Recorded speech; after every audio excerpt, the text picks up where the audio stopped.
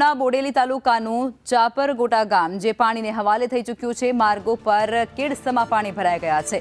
પાણી ભરાતાની સાથે જ રસ્તા પરથી પસાર કરવો મુશ્કેલ પડી રહ્યા છે અને ભારે વરસાદથી અનેક નદી નાળા ત્યાં છલી વળ્યા છે। સંવાદદાતા અમિત જોડાઈ ચૂક્યા છે। અમિત, કઈ પ્રકારની સ્થિતિ અત્યારે ત્યાં? ચોક્કસ જણાવી દઉં કે છોટાઉદેપુર જિલ્લાની અંદર છેલ્લા 2 દિવસથી ભારે વરસાદ ખાબકી રહ્યો છે। મહત્વની વાત એ છે કે જે આ ભારે વરસાદ ખાબક્યો છે તેને લઈને નદી નાળાઓ પણ પાણી ભરાઈ ગયા છે। ત્યારે કેટલીક જગ્યાએ તો ગામોની અંદર પાણી ભરાઈ ગયા છે, જેના કારણે લોકોને અવર જવર માટે ભારે મુશ્કેલીનો સામનો કરવો પડી રહ્યો છે। કેરસમાં પાણીમાંથી પસાર થવાની ફરજ પડી રહી છે।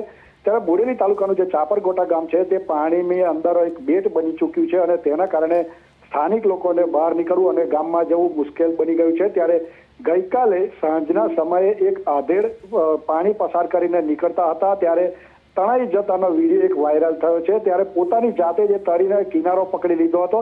મહત્વની વાત એ છે કે જે પાણી જે કોતરના જે ગામમાં ફરી વળ્યા છે તેને લઈને લોકો ભારે હાલાકીનો સામનો કરી રહ્યા છે। જી, આભાર।